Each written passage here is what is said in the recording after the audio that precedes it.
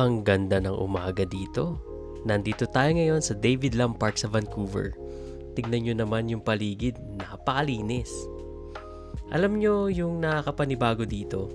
Yung hangin. Amoy pine trees at tagumpay. Yung coastal water dito, mas malinaw pa sa vision ko sa buhay. Walang lutang na basura, puro lang reflection ng pangarap. At syempre, ayun ang mag-ina ko si Beverly at ang aming bossing na si Maverick.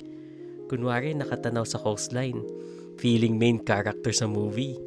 Ang ganda no? Pero bago ang lahat ng fitness na ito, balikan muna natin yung panahon na hindi pa keyboard ang pinipindot ko araw-araw. Kundi yung panahon na kailangan ko muna magsuot ng mabigat na steel toe shoes dahil sa trabaho.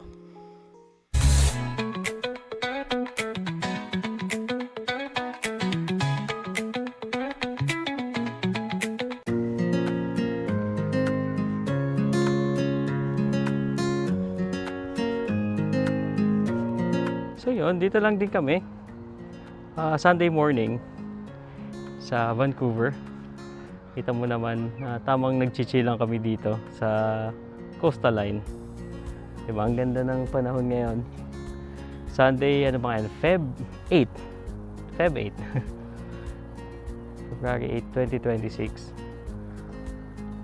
Yeah, diba? Parang naisip ako parang maganda mag-vlog dito. Kaya, ayun, pag-vlog din. Habang lalakad-lakad dito. So, yun na nakikita nyo, ang ganda. Pero malamig siya. Gusto ko lang din pag-usapan, yung mga naging job ko dito sa Canada. Nung student ako, meron akong 2 part-time work. Well, hindi naman siya sunod-sunod kasi limited lang yung hours ng part-time ako. So, yung unang part-time ko nung student ako ay isa akong sample prep technician sa mining. First time ko lang yun na-experience. Sabi ko, ano ba to? Walang masyadong nag-a-apply. Saka yung sample prep technician pala, ang nakahanap ng work na yon ay si Beverly. Nung naghahanap siya sa Facebook groups, no? May nag-post doon na kababayan din natin. Shoutout sa'yo, Kuya Lawrence. Kuya Lawrence yun, di ba?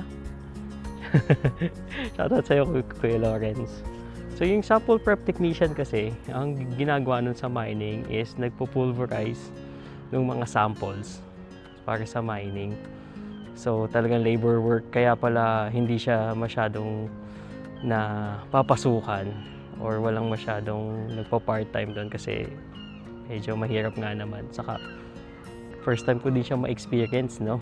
Kung paano mag-sample prep.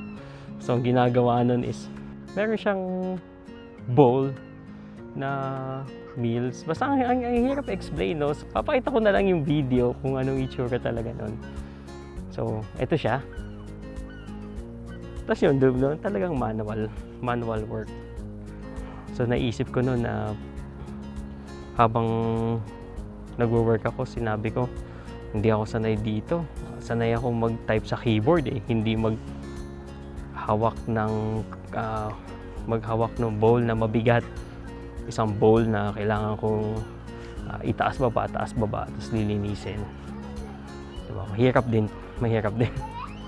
Tapos yung second na part-time work ko pala is nag-warehouse staff sa Murphy Bed. Salamat kay Kuya Chris, no? Kasi siya yung nagpasok sa akin doon. So in short, yung mga napasok akong part-time work, referrals. No, kasi diba sinasabi nga nila lahat dito na para din talaga makapasok yung referrals din talaga. Tapos ang ginagawa ko naman doon sa warehouse staff, nag-aayos ng mga components ng mga wall beds. So lahat basta i-company mo, lalagay mo sa box for shipping. Yun lang naman ang ginagawa, repetitive work naman. Ang importante lang is maayos mo yung mga kailangan na mga components na ilagay sa box, then i-prepare mo ulit for shipping. Basta ganun lang din. Yun ang rinse and repeat lang. As a student, yun lang naman ang aking part-time work, 2. So sample prep muna, then nag-warehouse staff. And then yun, after ko maka-graduate at nakakuha ng PGWP. Ang una ko namang full-time work is yun na, software developer na sa small tech company. So yung aking part-time work nun is nag-Uber sa gabi. Diba? Full-time work ng software developer sa umaga, then part-time is Uber Eats driver. Ngayon, work na ulit as a full stack developer naman. Diba? From front to back and yun ang ginagawa ko ngayon. So, sa mga side hustle, ano bang ginawang side hustle nun? Kung sa mga nakakaalam, no, alam nyo ba yung Magic the Gathering cards? So, naglalaro ko nun. So, meron din ako mga collections. Kapag medyo kailangan ng pang grocery, nagbebenta rin ako ng mga collection ko din. Para makapag tulong sa mga grocery. Tapos pinopost ko lang naman siya sa marketplace. Hindi naman masyadong malaki yung kinikita ko dun. So, pang sakto lang naman pang grocery, no? So, yun lang. Yun lang din naman. I-share ko lang din. So, mabilis na vlog lang naman.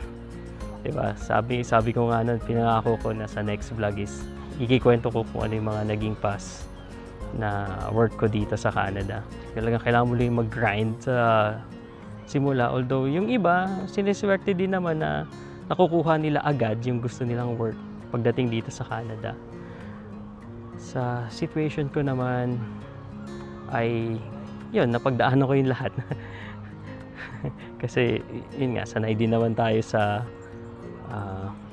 mag-grind sa work kahit nung nasa Singapore pa is ganun din naman na talagang work, kahit overtime, work pa din. Yun lang. Quick vlog. Kasi sabi ko, magandang magkwentuhan dito sa ganitong kagandang place. Diba? Maiba naman ang ating background. So yun guys, sana naman okay kayo dyan. Everything is doing well. So yun, hanggang sa susunod sa aming kwento dito sa Canada. Bye!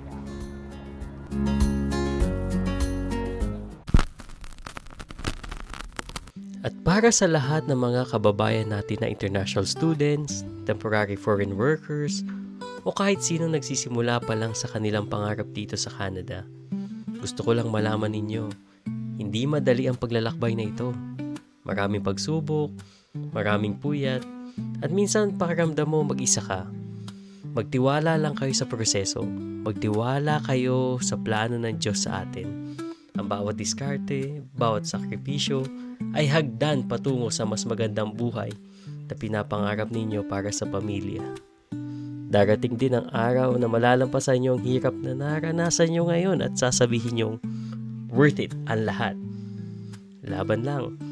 Kakayanin natin to para sa pamilya at para sa magandang buhay dito sa Canada.